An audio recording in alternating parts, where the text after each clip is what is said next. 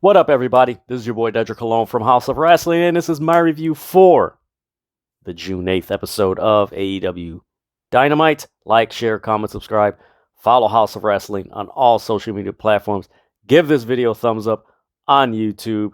Man, tonight's AEW Dynamite was very fun, in spite of their audio issues, which I will get into later. But outside of that, this was a pretty fun show. We find out who wound up fighting Moxley, and then we found out who's going to be moving on to the Forbidden Door. We do get the announcement of a new AEW championship belt.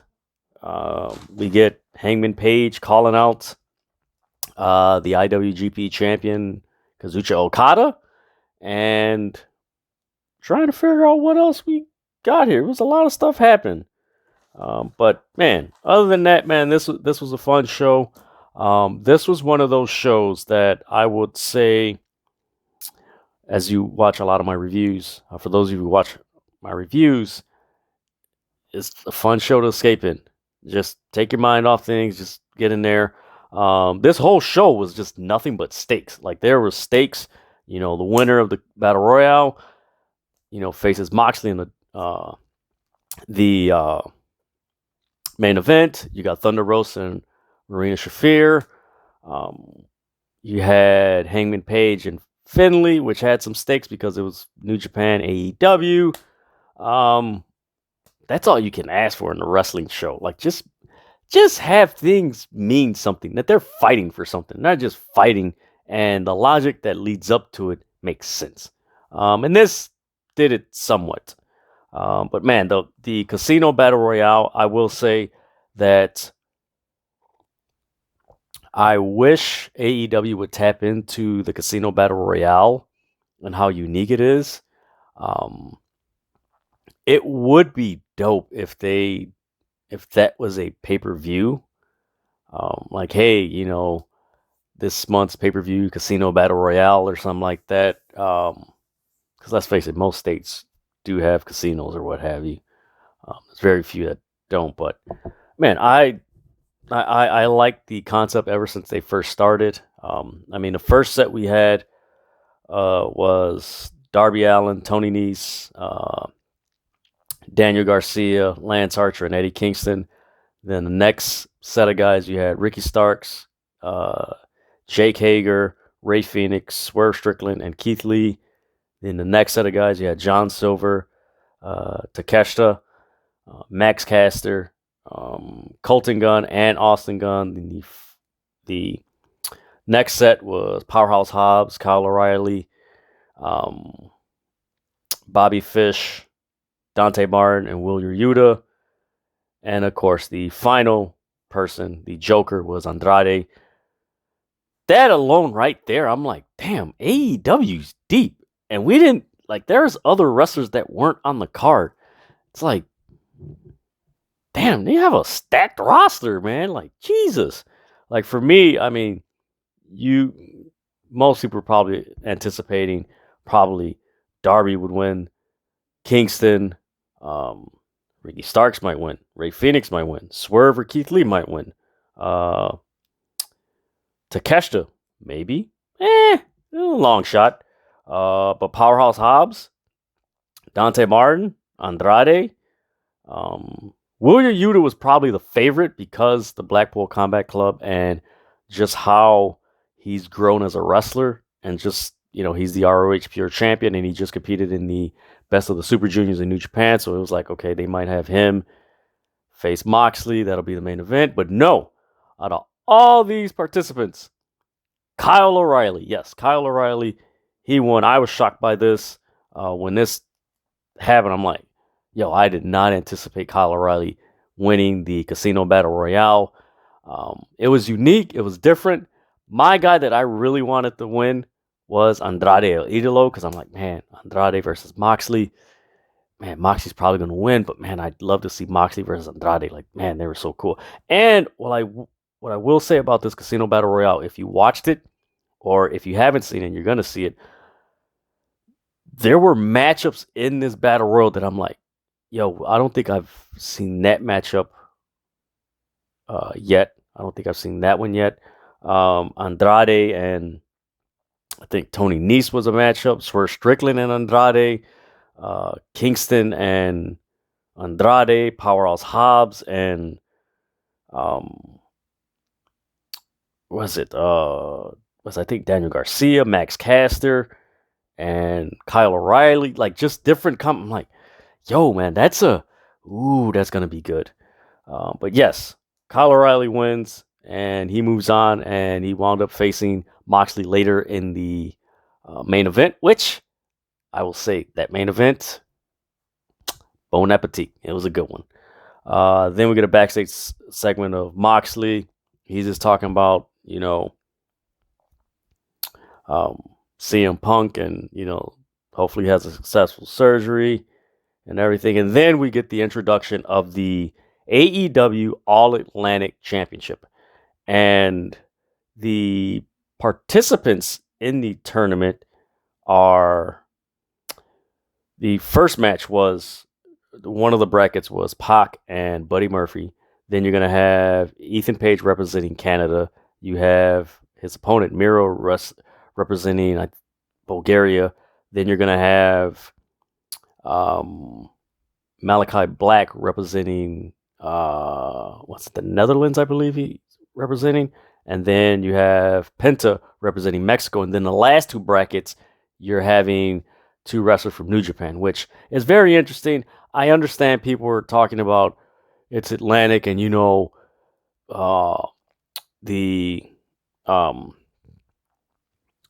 Japan and Japan is in the Pacific and everything, but that's why they said All Atlantic. And actually, when you go and do research on the word Atlantic, it means oceans or seas. So that's why it mentions they named it All Atlantic Championship. I like this title because it does give, it adds meaning to the partnership of New Japan and AEW, where it isn't just, hey, we're just going to have this pay-per-view and all right, our wrestlers go there and, they get AEW championships and, this wrestler gets a New Japan title. Now it's like, okay, this is the champion for this partnership, which that's how I took it.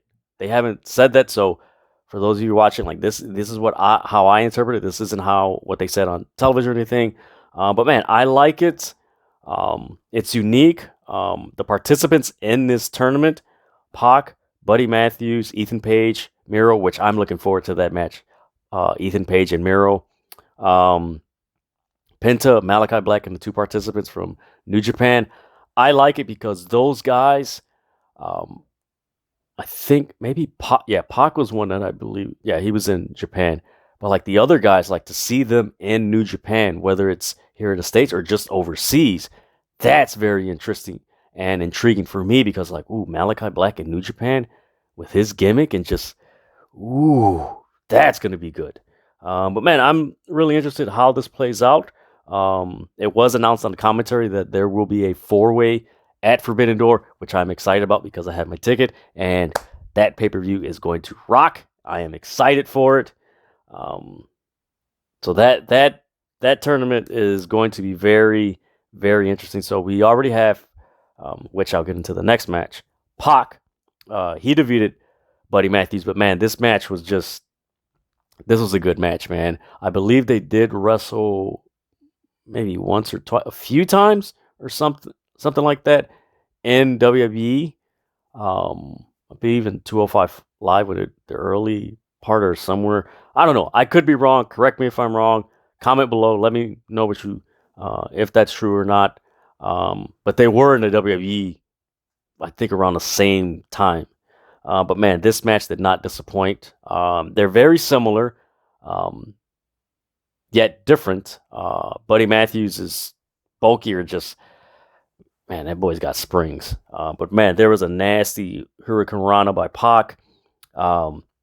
There was a spot in this match that I like where Pac ran out the ring, then Buddy Matthews ran, and then Pac ran back in the ring, and then they came and like, oh man, just the sequence, man, I love that, man. This was a really good match. I do kind of wish that they would have switched the women's match in this match because the women's match really would have benefited from coming right after the Casino Battle Royal. But like I've been saying for a while, there has not been a women's match to be either open a Dynamite, which of course in this case was obvious, or be the second match. It's always like the third or fourth match, which sucks. They need to change that. But man, there was a spinning DDT that Pac did while Buddy Matthews was hanging in between the second rope, which was a really cool visual. You might find that on their social media platforms, but man, that was a really cool spot.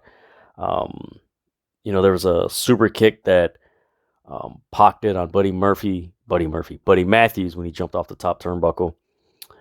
Then there was a Poison Rana that Pac did. That was just, these guys went all out, man.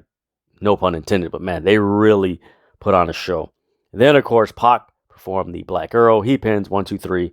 He defeats Buddy Matthews. Post-match, you get Death Triangle coming out, and they're celebrating with Pac, and then you have Buddy Matthews making his way up the ramp, and you have Malachi Black, Brody King, and Julia Hart with him, and Malachi Black's looking at Penta because they're facing in the other bracket in the All-Atlantic Championship Tournament. So, really, so far during the show, I really like the flow and the pacing.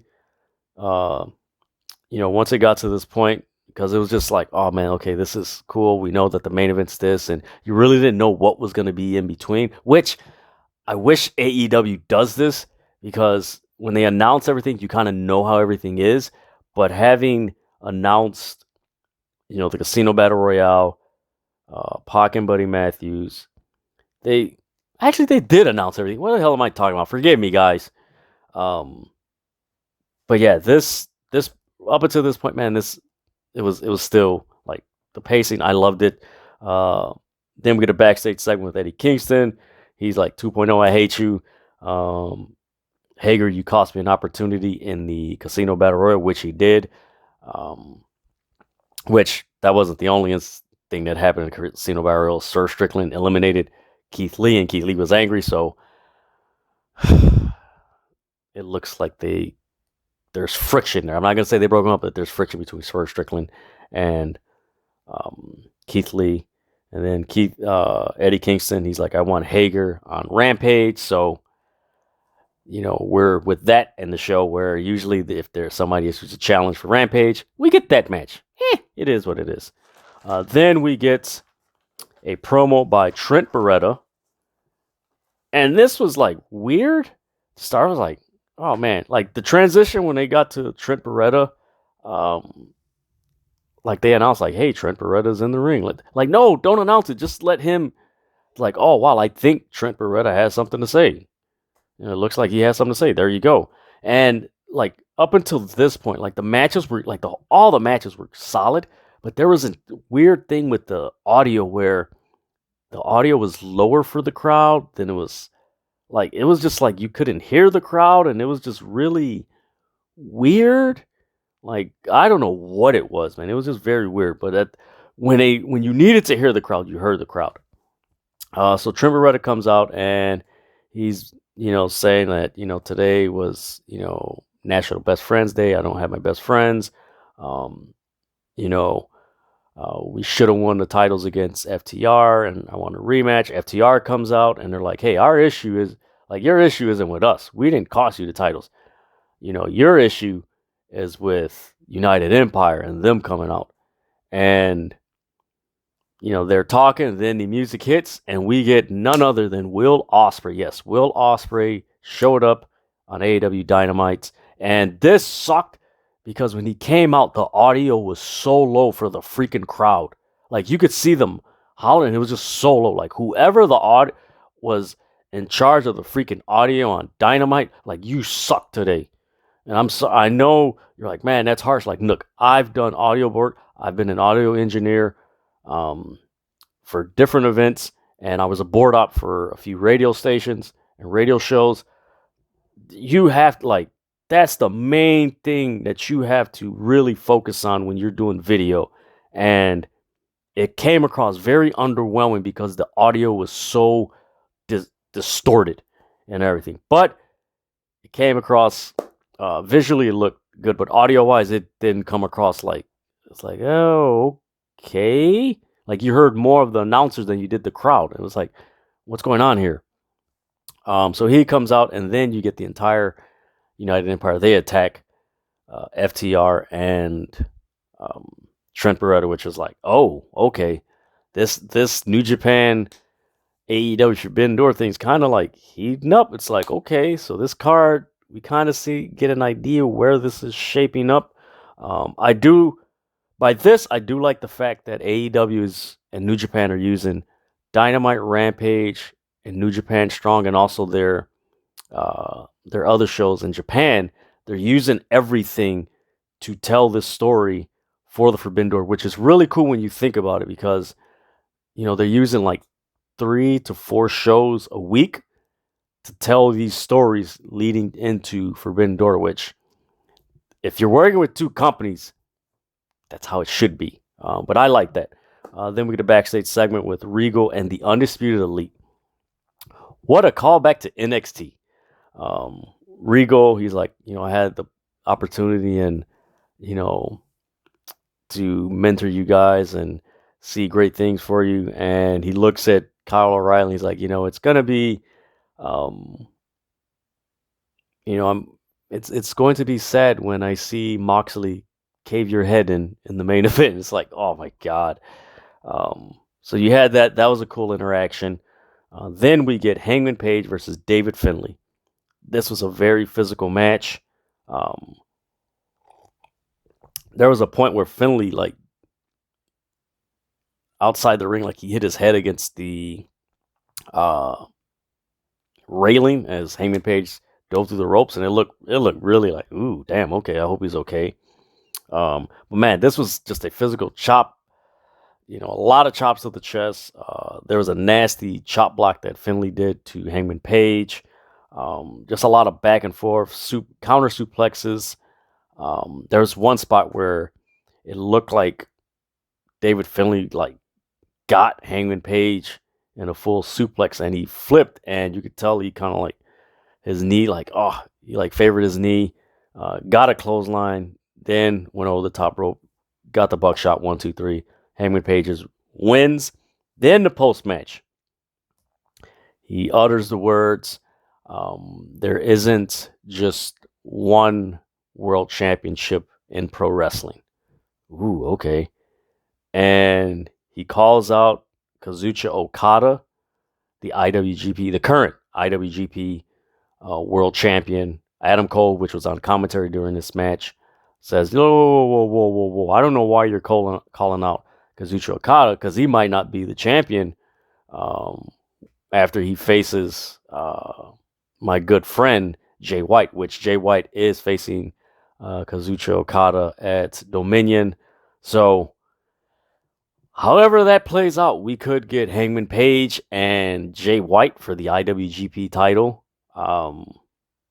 That's going to be interesting. I like this because it just builds on this whole Bullet Club, Undisputed Elite thing. Like, what's going to happen? What's going to take place? I've mentioned on several reviews, I do believe there's going to be something taking place at Forbidden Door with the Bullet Club, where there is going to be either a new members or something, a swerve, or something's going to happen. But I'm really looking forward to it. But man, if by some chance we get Hangman Page and Kazuchika Okada at Forbidden Door, oh boy, I'm going to love that. I am going to love that. Man, did Okada wrestle at Windy City Riot? Did he? No, I don't think Okada wrestled at Windy City Riot when I went there. But I'm looking forward to it. It'll be good to see Okada in person at the United Center. I'm excited about that. Then we get a promo from Wardlow. He comes out to no music, and he says he opted not to be in the Battle Royal because, of course, the winner becomes an interim champion. He's like, if I'm not being CM Punk, then I don't want it. And of course, people online are like, well, if you get in a Battle Royal and you win and you beat Moxley, then you're the interim champion. Then eventually you'll face CM Punk, which I could see both sides to it. But the reasoning why Wardlow wasn't in the tournament was like, okay, that kind of, he made it clear. He's like, I want to beat CM Punk for the world title. Like, I don't want to be an interim champion. Like, no, I want to be that champion. And then he said something that I actually agree with, and he mentioned how there's a title in AEW that's been diminished, that really had strong champions, but has been diminished, and he calls out the TNT champion. He's like, I want the TNT title. Scorpio Sky comes out, Ethan Page and Dan Lambert hold him back, and they're just like, holding him back. And then it cuts to Mark Sterling, which the audio for this whole thing, once it got it was so weird because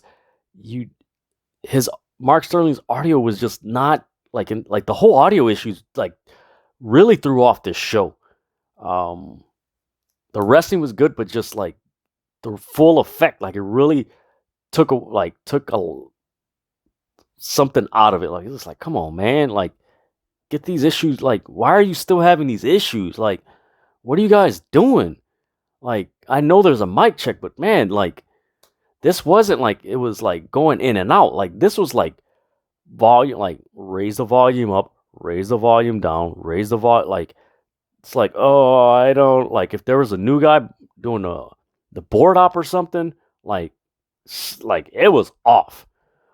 But in spite of those audio issues, Mark Sterling announces that next week Wardlow is going to face 20 security guards. So that means we're possibly going to get 20 power bombs. I'm looking forward to that. I'm glad they follow through with that storyline between Mark Sterling and the lawsuit with the security guards and Wardlow and stuff like that. So I'm really happy they followed through with that. But man, the audio issues really took away from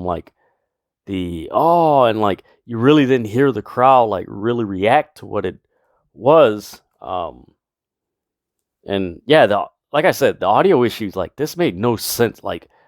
This wasn't it was going in and out. No, this was an issue of raising the volume up, lower the volume, and raise this volume so there's a balance so you can hear everything. Very annoying. I guess it's just me being an audio guy. And like I said, I've done board hopping for radio shows and radio stations, and I've done interviews at festivals and conventions. And check your audio before you go live. What the hell? Then we go to a backstage segment with the Young Bucks. They're interrupted by the Hardys, and then they're interrupted by Jurassic Express. So Christian initiates this match, and I tweeted this. I'm like, does Jurassic Express either speak or think for themselves? Because Tristan does all the talking. So we're getting Young Bucks, Hardy Boys, Jurassic Express. I believe that's going to be next week. It's going to be a ladder match for the AEW tag team titles. Look, if the tag titles, honestly, I would be disappointed that the tag titles would be, if they switched the titles next week, because I really felt, and many people felt, that it should have been either Swerve or Keith Lee or Ricky Starks and Powerhouse Hobbs. But man, next week, I hope Jurassic Express drops those titles. It's time already. They need to go their separate ways. Luchasaurus needs to go his way, and they need to go their separate ways. It's already time. You need other tag teams in the tag team championship scene. They've move on already. Then we get Thunder Rosa versus Marina Shafir. This was a hard-hitting match.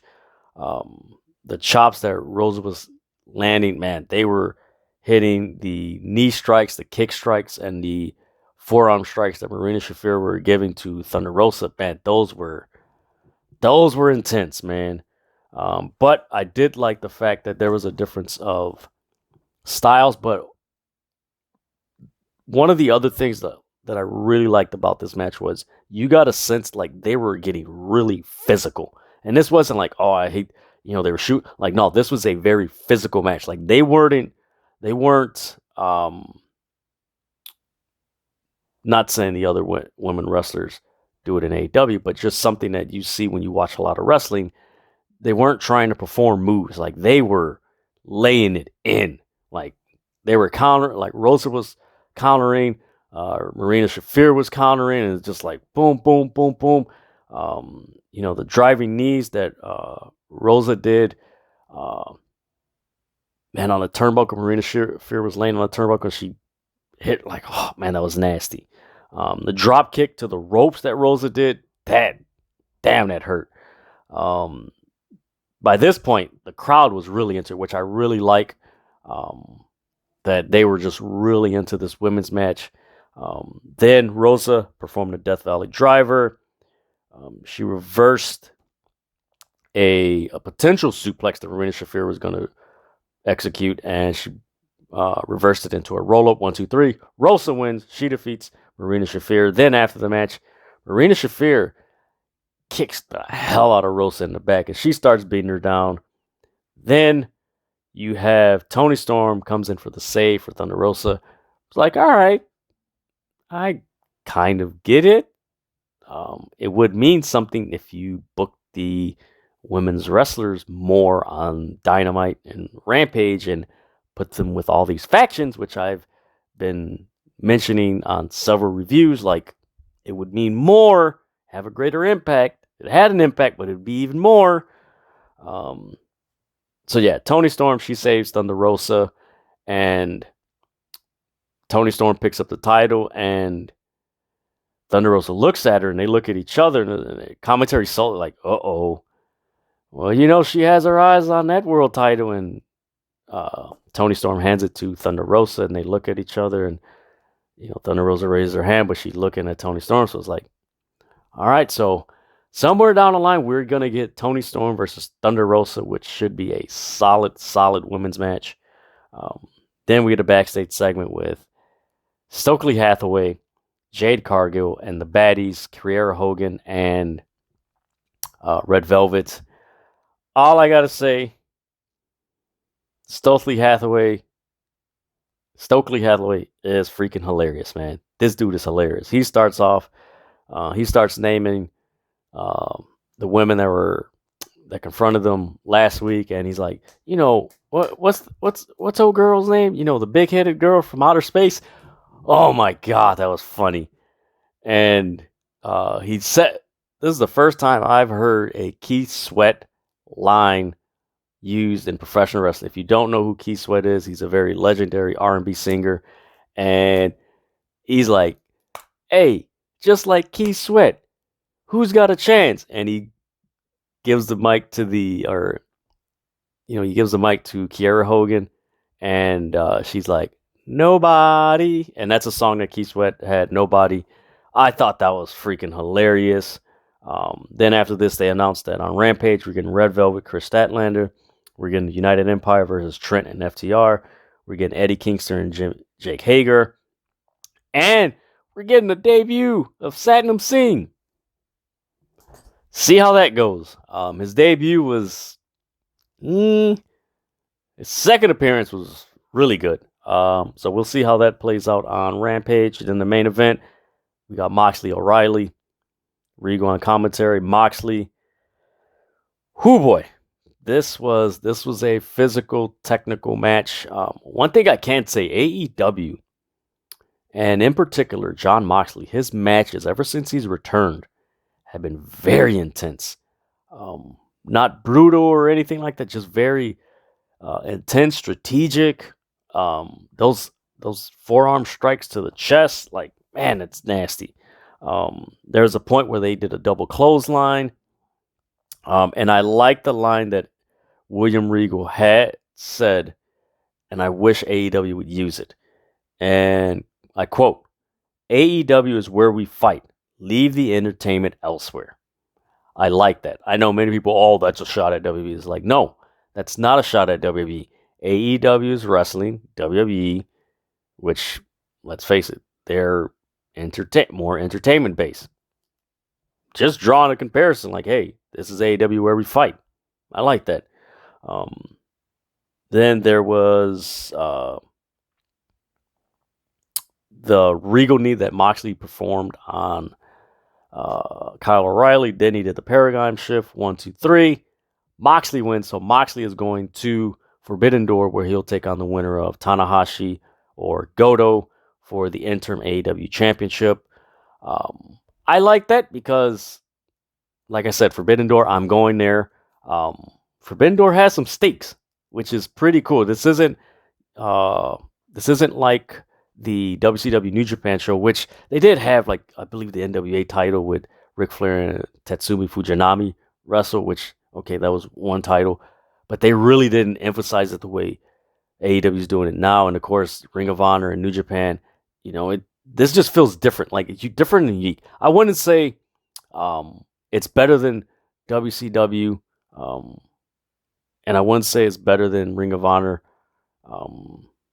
Now thinking about it, I wouldn't say it's better than those two. It's just unique. It gives it its own, like AEW, New Japan has their own unique identity in this partnership. Like Ring of Honor had theirs and WCW had theirs with New Japan, but this feels unique. And I like that. I like it. I'm looking forward to that show. There is a Warrior Wrestling event like 2 blocks away at Malcolm X College, which I want to go, but I don't want to go because it's just like, man, that's going to be like almost 8 hours of wrestling at 2 events. Like, man, I'm saving my energy for that New Japan show. But tonight's AEW Dynamite, man, this was a fun show, but I will say the audio issues really, like, it was annoying. Like, I wouldn't say it took away from, for me, it didn't take away. I know probably other people will say otherwise, it took away from them. It didn't take away from it, but it's just like, come on, man. Like, this wasn't like it was glitching. Like, this was just, raise this volume up for the audience, blend it, come on, just boom, boom, boom, boom, boom. Like, it wasn't clicking. But man, Jon Moxley potentially facing the winner of Tanahashi Goto. Hangman Page potentially facing Kazuchika Okada or Jay White at Forbidden Door for the IWGP title. Whew! That's some good stuff. The All-Atlantic Championship. We don't know who are the 2 participants from New Japan. We do know that Pac will face the winner of the Miro-Ethan Page match, and the 2 New Japan participants will face the winners of the Malachi Black and Penta match. So that's intriguing, and it's going to be a fatal 4-way at Forbidden Door, which, this is going to be good. So we're going to get an IWGP title match, an AEW interim championship match, the All-Atlantic Championship. We'll see what happens with FTR, Trent Beretta, and the United Empire, which probably will be Roppongi Vice and FTR versus United Empire, which I have no problems with that. But overall, man, this show was pretty fun. It was an escape. I do gotta say, man, this was a contrast from, if you watch NXT and WWE Raw. Like, it was a contrast, not better or worse. It was just different, and I like that. And I tweeted that. I'm like, I like the difference watching WWE and AEW. Like, you could tell the difference from these promotions. But man, this was fun. I'm really interested and excited about Forbidden Door. What's going to happen? Who or what? I'm excited. But man, this Dynamite show was really cool. Everything just had a stake, and there was importance. And honestly, I would say this was probably, despite the audio issues, like, this was one of the better paced out Dynamite shows in a while, where it didn't feel like things were rushed. It was just really paced, really good. So hopefully they continue this. Fingers crossed. And I noticed that the stage was back to what it was before. Oh, God, that sucked. Like, you should have kept the old stage, man. That sucks. But it is what it is. But that is my review for the June 8th episode of AEW Dynamite. Like, share, comment, subscribe. Follow House of Wrestling on all social media platforms. Follow me, Dedrian180, on TikTok, Twitter, and Instagram. And like I always say, there's so much going on in the world. There's a lot of serious stuff going on. Let's enjoy wrestling, man. This is a form of an escape that for 1 hour, 2 hours, 3 hours, however long it is, like we could just get involved in it and just enjoy and just escape from the crazy stuff that's going on in the world, man. And let's enjoy it, man. Stop the fighting, all right? Just stop it, man, all right? Just enjoy the entertainment, man. All right, with that,